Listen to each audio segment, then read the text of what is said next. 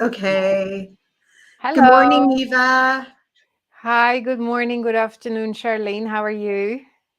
I'm great. Thank you. Thanks so much for taking time to do this out of your busy schedule. Thank you. No, I love our chats and yeah, I love talking about this topic. So I'm glad we could still meet before Easter break. Me too. So I'm hoping people are getting on it. I can't really see on my side. So hi, everyone. Thanks so much if you're here or if you're watching the replay later. We really appreciate it.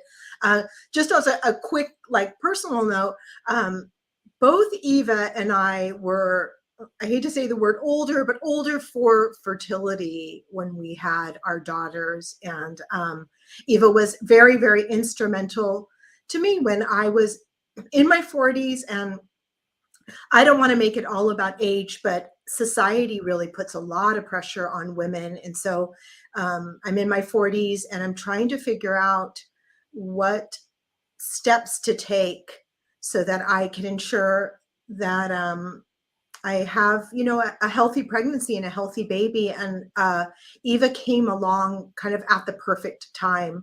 And I'm so forever grateful. So she's here today. She's a natural fertility expert. She works with couples all around the world. She has for a very long time now and works with very, very difficult fertility cases, right? I mean, they're getting, unfortunately, more and more challenging just because humans are so challenging. We're complex beings. Mm. So today we want to talk about, I posed some questions when I was telling my audience about this, just posing some questions about like, why is it that, some couples get pregnant so easily? It's not like they're eating the best diets in the world or doing some, amazing thing. They get pregnant so easily.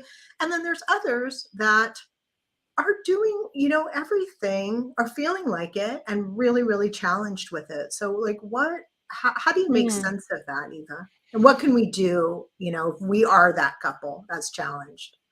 That's a great question. And I think everyone's got some health issues or difficulties they struggle with during their life, whether that's a digestive issue, asthma, eczema, some other more serious condition later in life. I think very few people kind of go through life unscathed and never have any issues whatsoever. And um, it's a weak spot, but oftentimes people think that infertility comes from their reproductive system and that there's something wrong with their reproductive system. Mhm. But what we're seeing, that's actually not the case. In many cases, infertility, which is actually subfertility, which is a temporary condition, very different to sterility, which is a very sort of permanent condition, Mhm. um, is due to factors which at this point in time are having a negative impact on your health. And they can come from many different organs and systems, from your liver, from your kidneys. It can be from your poor digestive function, too many food intolerances, inability to actually digest and assimilate the nutrients that you're eating. It can come from an infection, as could be something that you have. People are just not aware of it. People are actually so surprised when we do a virus screen and they see they have actually Epstein-Barr virus, they've got cytomegalovirus, they've got ecovirus, like their bodies are just riddled with viruses and they're Mhm. really surprised. And that's because, when we think of an infection, we think of something where we're going to have high fever, we're going to feel sick, we're going to have to go to bed, we're going to have to see a doctor, get a blood checked and all of that. In many cases, that's not how it happens. It could be just a sniffly nose for a couple of days, a little bit of a sore throat or, funny tummy. That's it. It's gone. But it stays with you. So it could also be nutrient deficiencies. I'm often asked by my clients who feel like they're eating right diet, who feel that, because they're taking certain supplements, they should not be deficient in those supplements. And then they're really surprised when when they see their results, that they actually are deficient in those nutrients. So, it's important to understand that our soils, they're not nutrient dense as they used to be, especially if the produce is coming from commercial farming, where the same crop is grown each season, one season after the other. Well, these plants like certain nutrients, so they take them out of the soil, and so the soil becomes deficient. So if you start to look at it, there's this whole circle of where these issues are coming from. And for some people, yes, for some people, it's not an issue. For others, it is an issue to become pregnant, and it can be due to male factor infertility. It can be due to female factor infertility. It can be combined. And of course, then on top of that, there is also a spiritual aspect to it, which I don't want to go too much into today. But, sometimes we have certain traumas, we have certain beliefs which could be keeping the pregnancy at bay. And, one of my favorite teachers, Dr. Joe Dispenza, refers to infertility as a voodoo curse, especially if a doctor tells you that you're infertile. He says that can be like a voodoo curse to a person, because they kind of just take it on board and believe it without questioning it. And then when you accept a belief that way, then it becomes kind of like an instruction to your subconscious mind. So yeah, you have to be careful who you listen to and what you actually believe.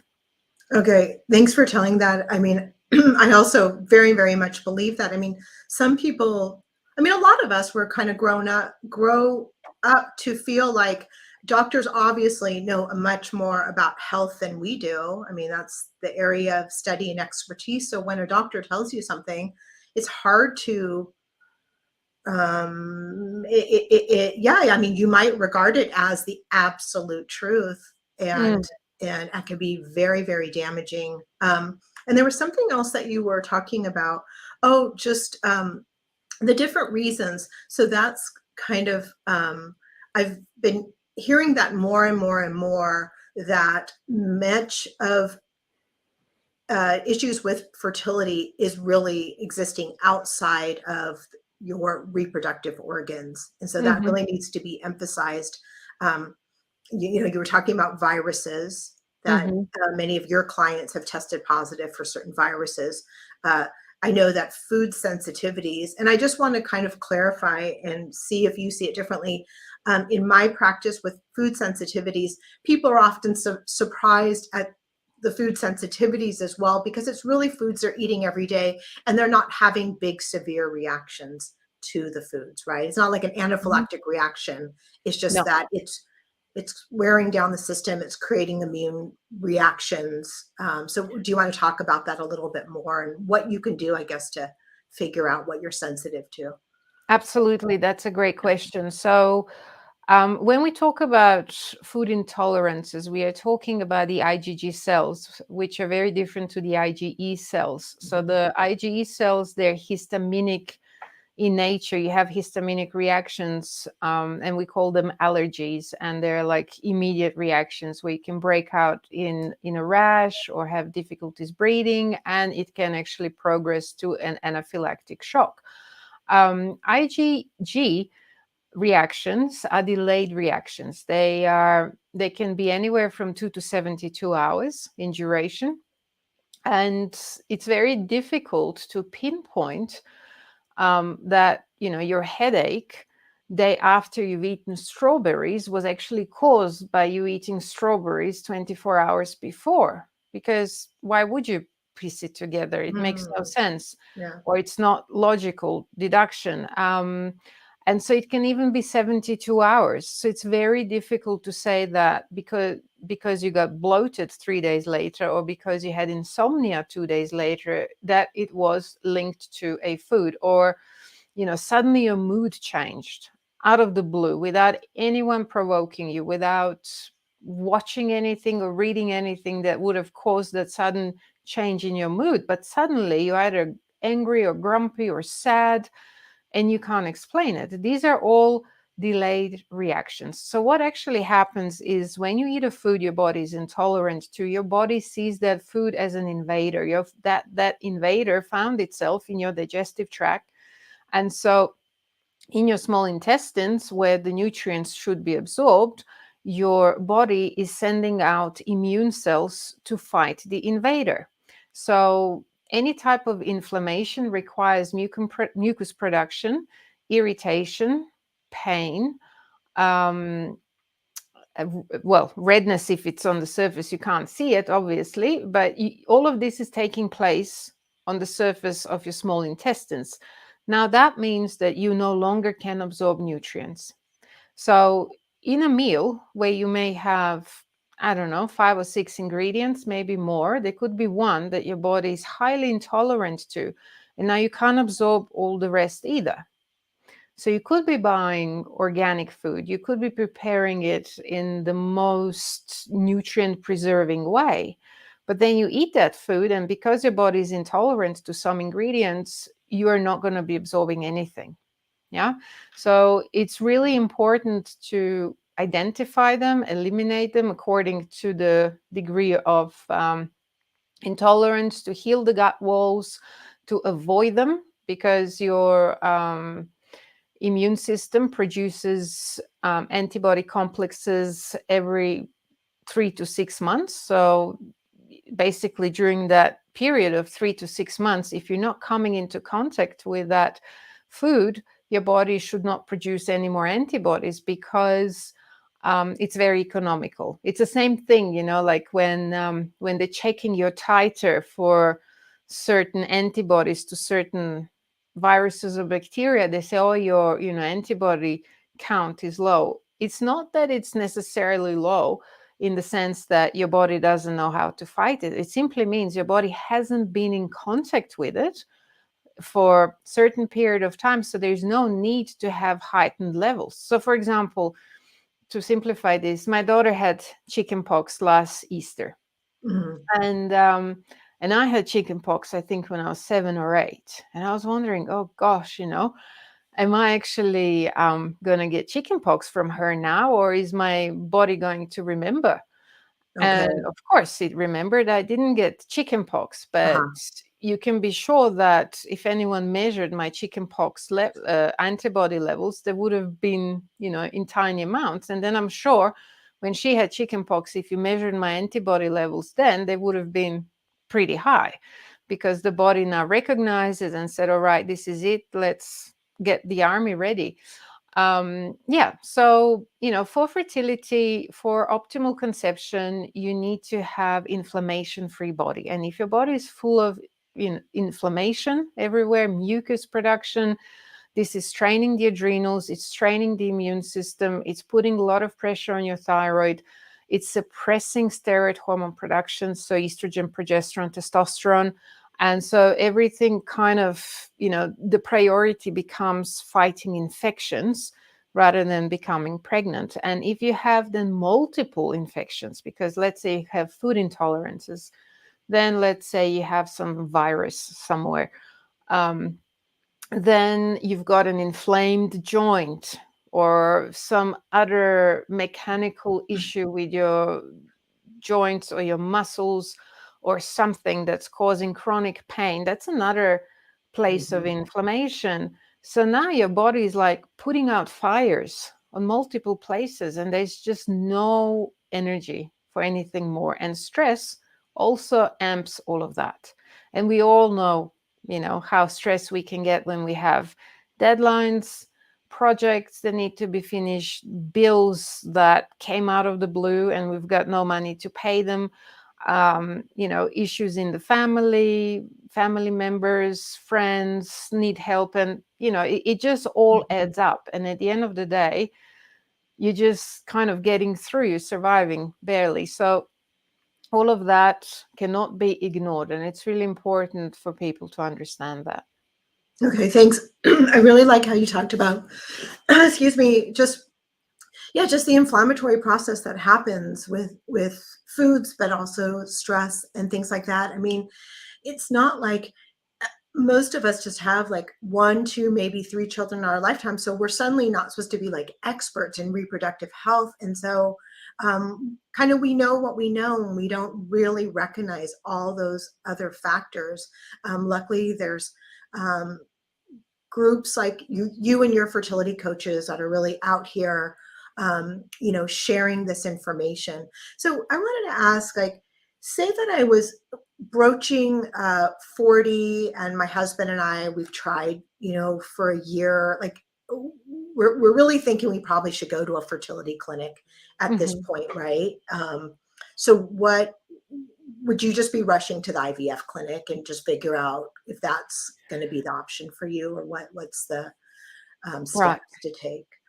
So, I mean, usually that's what people do, right? They can't get pregnant. They go see their gynae or GP, and they share that with them, and then usually they refer them to a fertility clinic for further tests. But essentially, what people don't realize is that when you're going to a so-called fertility clinic, you are being assessed for one of their procedures, which is either IUI, IVF, or ICSI, or some of the more advanced techniques.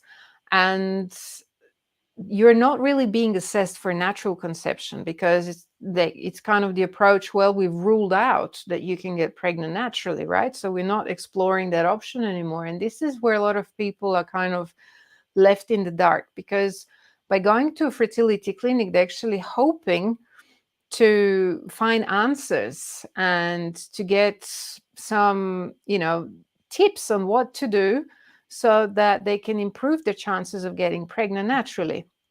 And this is especially important when they're analyzing the sperm.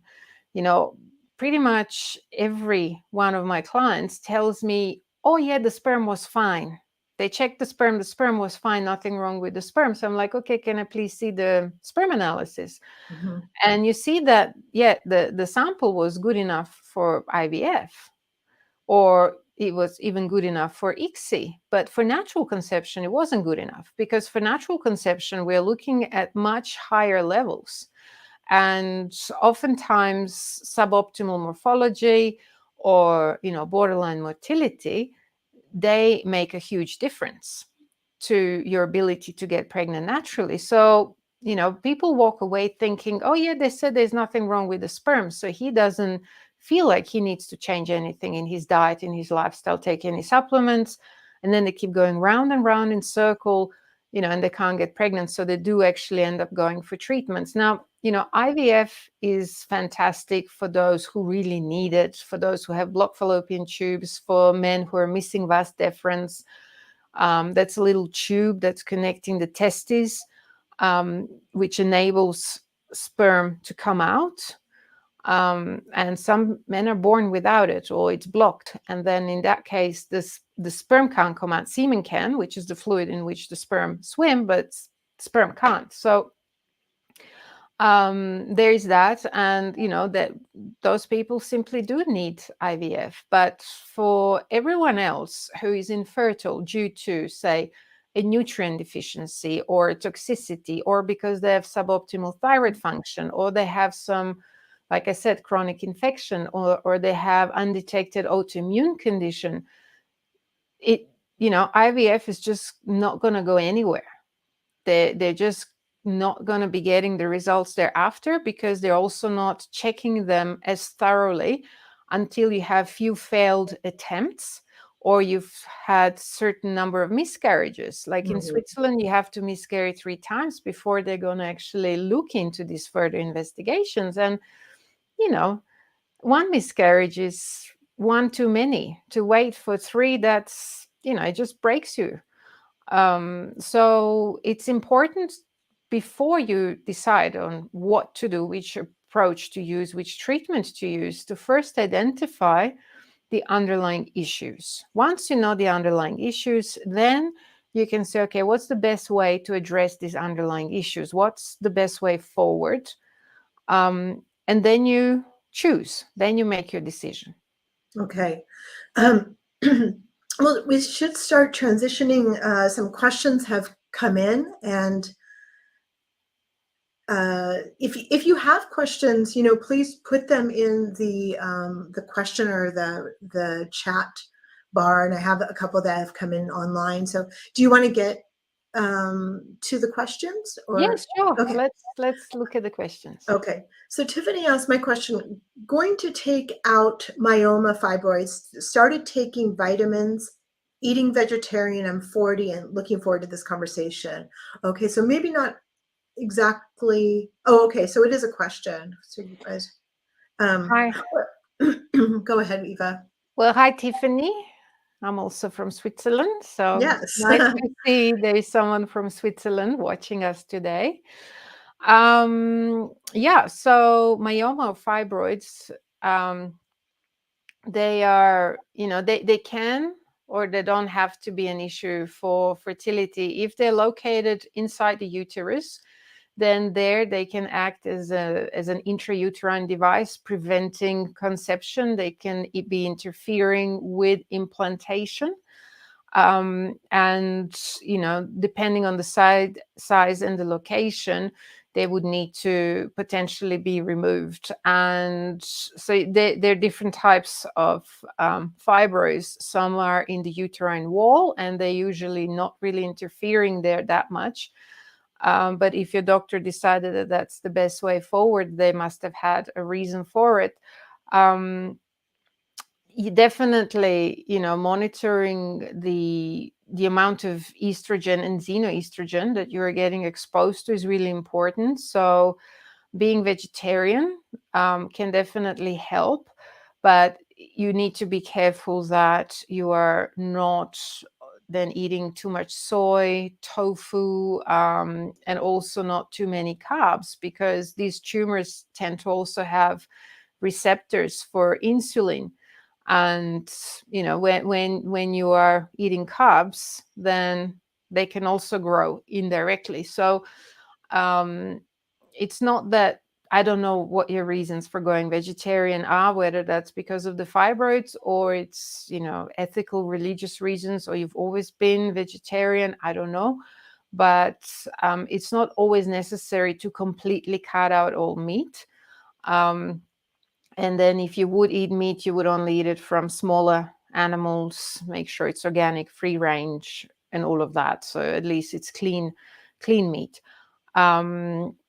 And yeah, vitamins, I mean, there are certain supplements and herbs that we can use for, reduction of fibroids, but they're contraindicated to getting pregnant. So if you're going to do that type of treatment, then it must be, only that for the duration of the treatment, without trying to conceive, because we're trying to eliminate things out of the uterus, which means that should you get pregnant, you would be having the same abortive effect. I hope that answers your question. And yeah, all the best. Good luck with the surgery. Okay, and then Purnima Deepak says she has a question about very low AMH. So I'm glad that she asked that. So that's kind of a big question that comes out today, right? A lot of women are getting their AMH levels checked.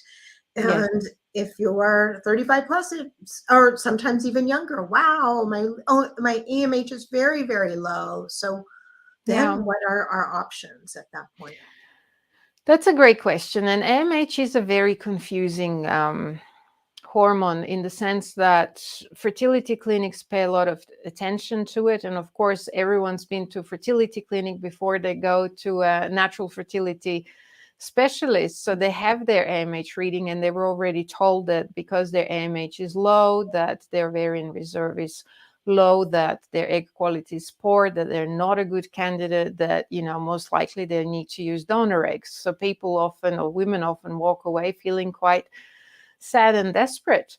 So I just want to explain a few things, because I think it's causing a lot of unnecessary confusion and distress. So AMH, Antimullerian hormone, is a hormone that does tell you about your ovarian reserve. And women are born with all of their eggs, and from puberty until menopause, they deplete slowly the pool of the eggs. But at the time of menopause, a woman still has anywhere between 500 and 1,000 eggs, which will never develop.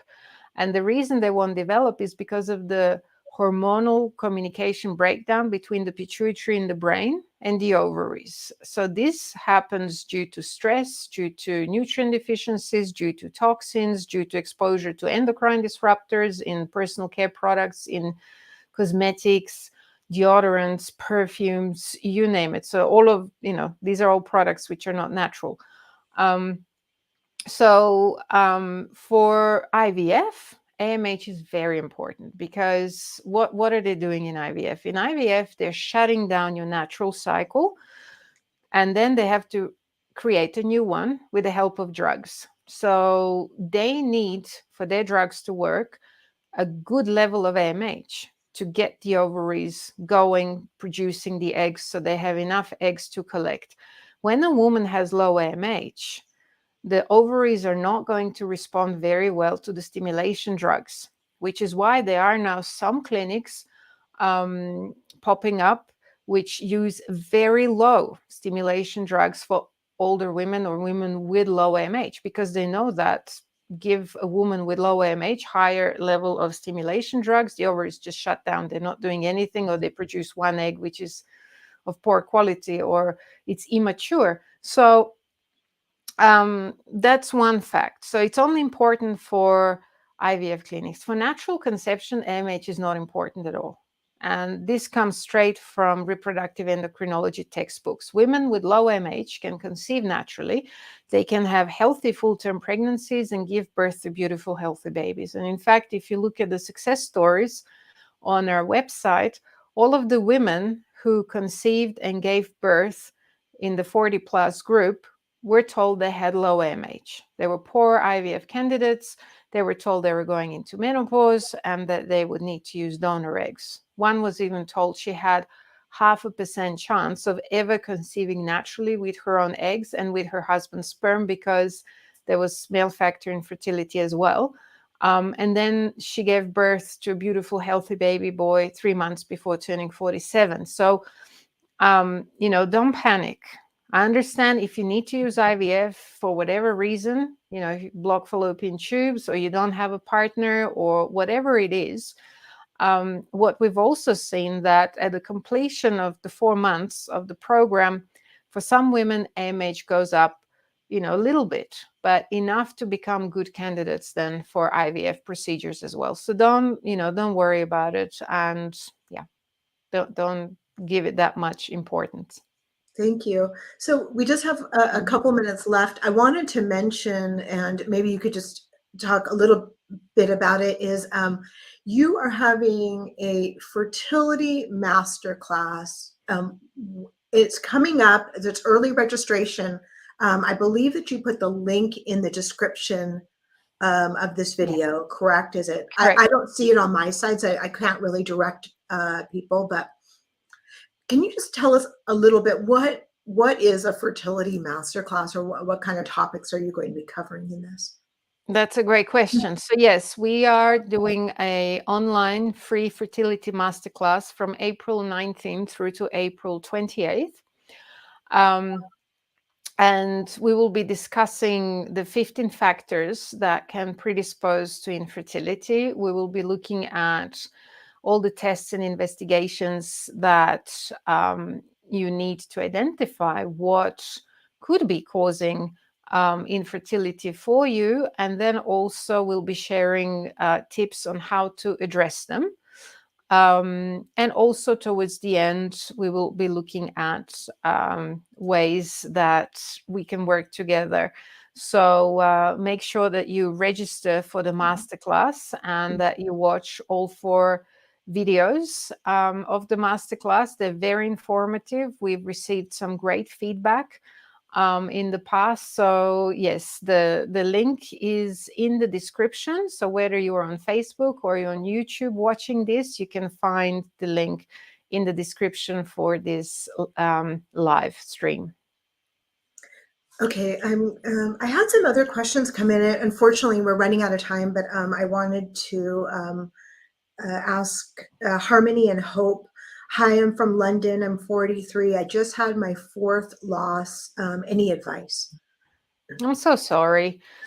Um, miscarriages are just so heartbreaking, and there are lots of reasons why a miscarriage happens, and if it's of any help, just know that your body identified that this embryo was not viable, and it ended it. Because I have worked with clients who also had babies with chromosomal issues, but those pregnancies could continue, and then they had to make very tough decisions in the middle of their pregnancy when they actually detected that there were some chromosomal issues, and these did not end naturally. So, if there is a silver lining to a miscarriage, then it's just recognizing the fact that it wasn't viable, and nature dealt with it. But as to the cause, there are many causes. They can be obviously female factor, male factor as well. Let's not forget about that. It could be due to DNA fragmentation. So if the DNA fragmentation of the sperm is present, then there is a very high likelihood of embryos with chromosomal issues. It can be due to, again, also poor egg quality, which can happen due to hormonal imbalances, thyroid issues, toxicities, hidden infections, nutrient deficiencies. Could be stress related as well. So it just really depends. And then, of course, there are genetic polymorphisms, which are still not checked thoroughly. Most clinics are checking for MTHFR these days, but MTHFR is like one position on one gene. And we've got so many. So it's important to really look at the full genome, and then all these pieces of information, they come together and they give us a clear picture of what is predisposing you to a miscarriage. And then it's a lot easier to come up with a treatment plan and advice that's actually tailored to your individual needs. Thank you so much, Eva. It feels like I think we're at the end of our YouTube live. I hope you can do this again. It looks like more questions were coming in, so I'd love for you to be able to address them next time. Wonderful. Yes, absolutely. I'd love to. And yes, please feel free to reach out, leave us your comments and questions, and either myself or one of our team will get back to you, and hope to see you in the masterclass. And happy Easter to everyone who's celebrating it. Thank you so much. And then also, yes, like Eva was just saying, please register for the masterclass. It obviously isn't like you were mentioning dates, but they're not. The masterclass doesn't go all day, correct? It's No. These are just videos that go for 60 minutes max. Okay. So, but they all talk about different topics. So yeah, it's not a whole day. If you register, you can watch it in your own time. So yeah, again, it fits around your schedule. Highly, highly, highly recommend it. Please register. So that link is in the description. Yes. I would say below, but I'm not sure if it is below, but you should see it there. Okay. All right. Thank you so much, everyone. Wherever you are in the world, have a great rest of your day. Thank you. Thank you. Eva. Thank you, everyone. Have a lovely, rest of your day, evening, or morning. Thanks, Charlene. Thank Bye-bye. you. Bye-bye. Thanks. Bye-bye.